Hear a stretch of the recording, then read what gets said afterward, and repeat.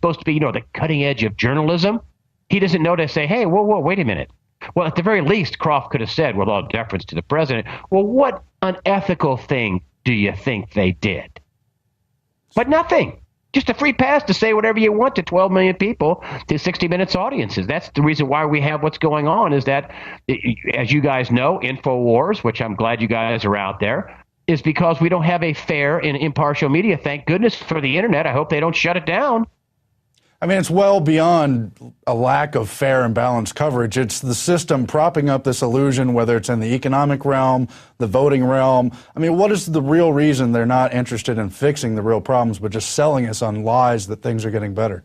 I mean, you see it in your article today with the unemployment statistics, but it's systematic.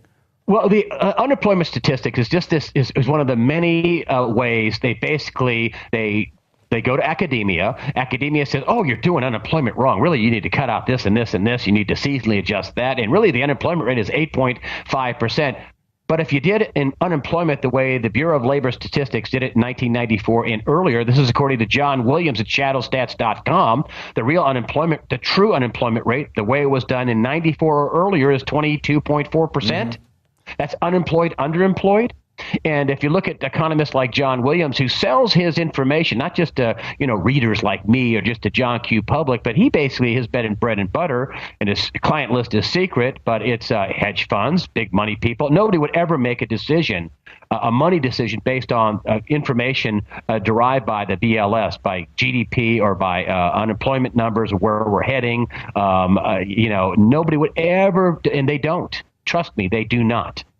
And, John Williams says we're doing nothing more than bottom bouncing, and the economy is in a severe downturn. And, that's the other thing, that these numbers, the unemployment, only 8.5%. That means 92.5% of people, 91.5% of people are working.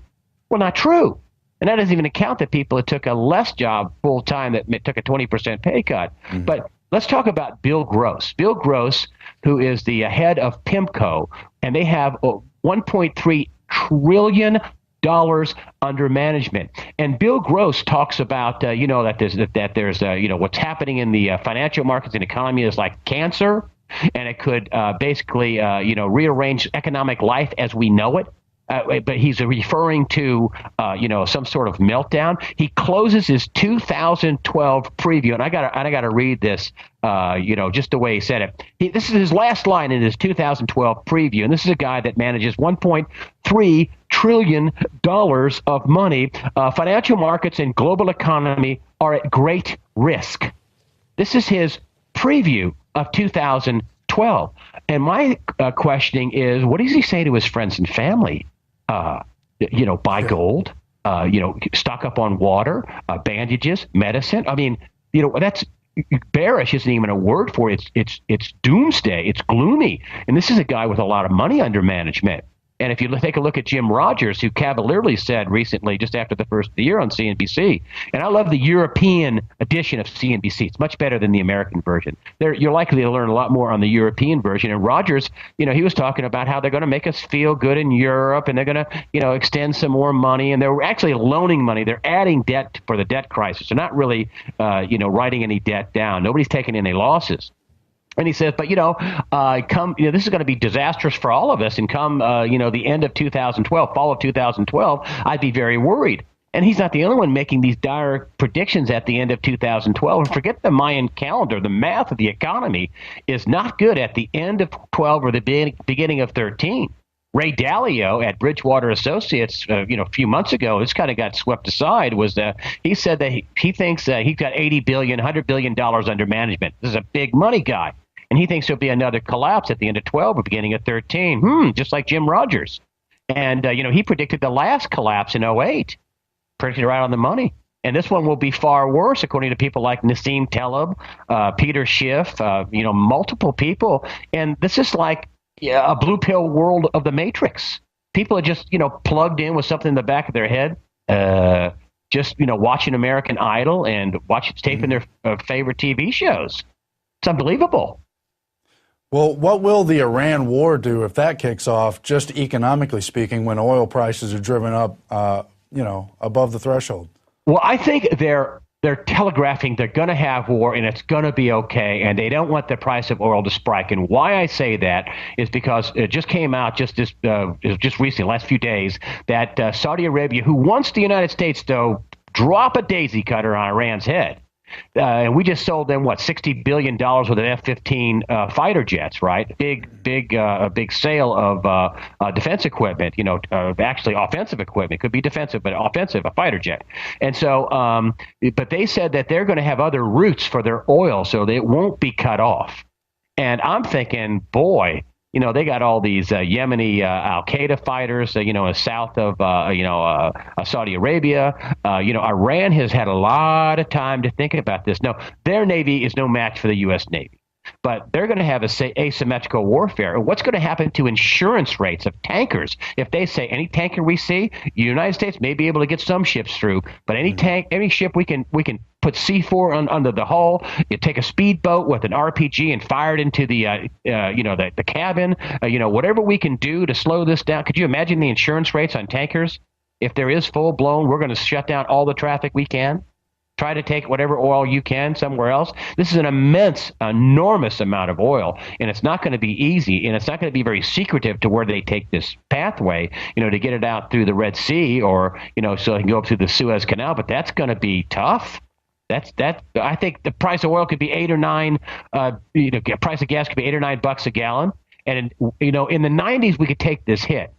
In the 70s, we could take this hit. Now we have just four banks with $235 trillion in derivatives. Do you think all those derivative contracts will be bilaterally netted and hedged out and settled perfectly if we go to war? Do you think all those contracts in Europe with the sovereign debt will do just hunky-dory dandy in the trillions of dollars? I say no. Yeah, what happens if China jumps in? That's the other thing. It's not going to be just us against Iran. I think Russia jumps in. China has said on state television that they would come to Iran's assistance, even if it meant World War III. Yeah. Now, that wasn't an official position, but it came out on China state-run television. I think China, that's a big problem. Yeah, obviously World War III is a scenario that could play. I mean, Syria and all the other chessboard pieces. Yeah. In Santorum was talking about we're going to degrade those systems, and I wanted David Gregory to say, whoa, hold on a minute. So you're willing to risk World War III? And, the military generals, a lot of the generals and admirals in the Navy, they think bad juju. They think this is a bad idea. And it is a bad idea because you unleash the dogs of war. You don't know what's going to happen. I mean, really, you don't know the wild cards are going to happen. It will not go according to plan. It will not go I'm as American as can be. But if this thing gets out of hand and it doesn't go perfectly, and I don't see how it can, I think it could crash the world economy. And that's the black swan. That's a flock of black swans. That is the wild card of wild card, I've been calling it. Well, how long do you think the American economy and the European economy, with the gasoline here at $9 to $8 to the gallon, if you get it, or 15 or 16 euros to the liter or to the gallon over in the European, how long do you think those economies will last with sky-high gasoline and fuel prices? Yeah. Well, in closing, Greg Hunter, not very long. Tomorrow is the New Hampshire primary vote. Do you think people should be watching for voter fraud? Are they trying to keep Absolutely. Ron Paul's name out of the headlines? Get on it. They're the Granite State. I'll tell you a very unusual statistics that I heard, and that is the best funded candidate up in New Hampshire does not always win. In fact, it's kind of a rare thing. They don't always win. There's been huge surprises in New Hampshire. And so, yes, I think you ought to watch about voter fraud. At least with this one, the people are voting for the candidate. It's a primary instead of, the caucus goers are voting for other people who are going to vote for the candidate. In this case, it's the direct vote by New Hampshire to the candidates, and we'll see how it goes. Right. Well, Greg Hunter, we'll speak to you again soon, I'm sure. Thanks for joining us. And that is it for tonight's Infowars Nightly News. Don't forget about our specials for PrisonPlanet.tv. You can sign up at a discount and support this broadcast. But if you're not sure, you can take a look, preview the PrisonPlanet.tv for free, see all the things we offer. Please check it out. We need your support to get the word off and save this republic. Thank you and good night.